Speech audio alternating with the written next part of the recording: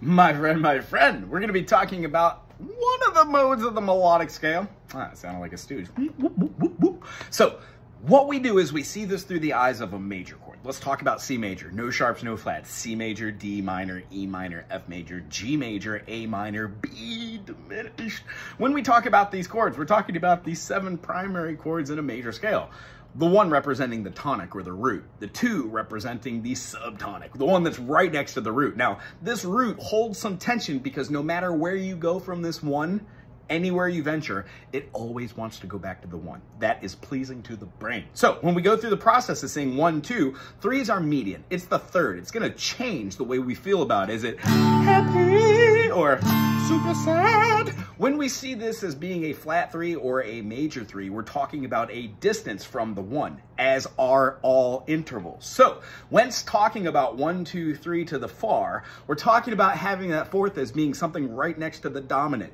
The dominant, the 5th of the chord, also holds the most tension in this chord, besides the 7 and the 5, which are virtually the darn same, which we'll talk about later. We always want to get back to the 1. When following a progression, most Western ear progressions follow the idea of a harmonic progression, meaning in a major mode, you would go from any chord, preferably starting on the 1, do your magic, and then go back to the 1. There are certain ways to get there that are pleasing, certain ways that aren't, and then ways that geniuses adapt themselves to make music that have that. That's why we like music. So, going on, we've got after our subdominant, the 4th, and then the 5th, the dominant, we've got our 6th, which is the sub-median. It has magic unto itself, which we will talk about in another session. And then our 7th. The 7th is our lending or leading tone in a major scale. It is the one that when used as the 7th should fall directly upwards towards the 1 and resolve. When using it as any other major 7th, minor 7th for the major 7th type chords like a F major 7 rather than a F7, which has a kind of distinctively different tone, we would be using the minor 7 in one regard and then the major 7th in the other. We'll talk more about that as well, just as long as you know there are 7 notes and then an 8th, which is the 1. Do, re, mi, fa, sol, la, ti, do. Bow. So, when's talking about these chords in particular, being able to play just a C major scale with any finger is great. What we teach or try to teach in the beginning of these for guitar players, any other scale methodology, when using frets, you could follow the same logic, I would assume. Minor 2nd, major 2nd, minor 3rd, major 3rd. They're always going to be the same. So if we think in those, we could start stacking those. Minor plus a major 3rd equals 1 to 5. That's our 5th. So G to being able to go to a D, C, G. Same process. Find your 5th. Then you find your 3rds. And then you go through the process of seeing what full chords are and what note you're actually playing. By the time you get through your C major, D minor, E minor, F major, G major, A minor, B diminished, which is a little funky, you can play with your 1st finger on the 2nd fret of the A string. 2nd finger's gonna go and 3rd finger's gonna go on the 3rd fret, on the B string, and then on the D string. And then the pinky's gonna wrap around for the G string on the 4th. Play it, don't play the 2 top strings, the E. You hear the note I hit? It was wrong. Playing the wrong fret. So when we go back to the C, you get a little bit of resolution. Here's where it comes in handy. I'm gonna play this in the 2nd type of scale, so watch all 3. Tell me what you think. I'm gonna use the 2nd for this explanation. Each one of these represents a whole step, half step. Whole step, whole step, whole step. Half step. Each one of them can be used anywhere on the fretboard as long as you know what key you're in. That last one, let's say it was an A, I would be moving, and my 3rd note would be C sharp. You don't have to know what the names of the notes are as long as you know what these scale patterns look like. That's also another episode or video or, Google major scale and how to play them, what fingerings. Now, here's the magic. When we're playing C, D, E, F, G, A, B, and C, they're all natural notes. We don't have to say C natural, D natural, so on and so forth. But when we change those to a minor, we're going to be changing that to its natural minor, which is given to you in C major. C, D, E, F, G, A. If you continue a C major scale, A, then go up to B, then to C. You go to D.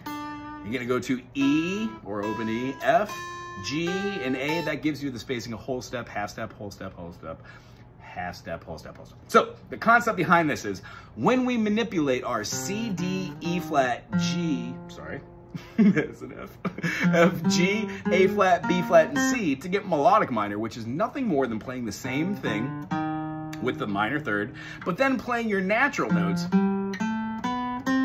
of that major scale. Thusly gives us the other patterns. We're not going to talk about all the different modes that are already in this. If you want to find out what the first mode is, second mode is, third mode, blah, blah, blah, fourth mode of the melodic minor, check out those videos. This is about the fifth. And if you're still with me at this point, at the 5-minute mark, kudos to you. Here we go.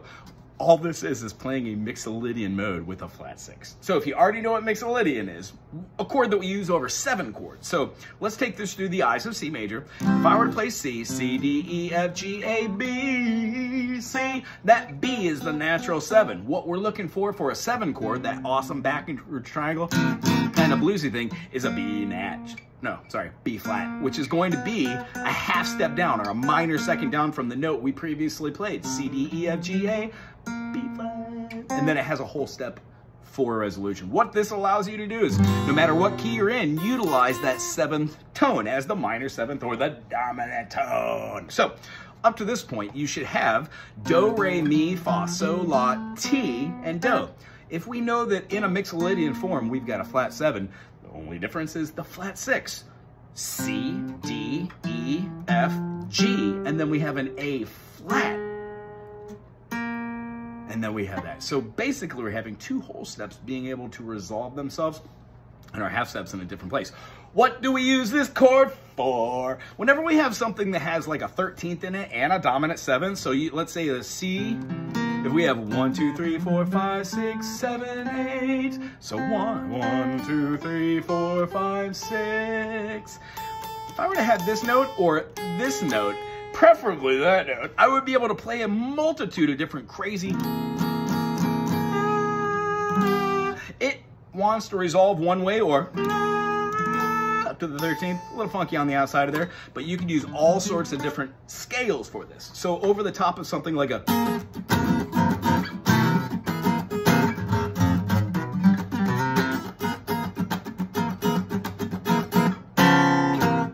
on top of that kind of groove, you could have something like we would have our open G. Hear how that note just sparkles?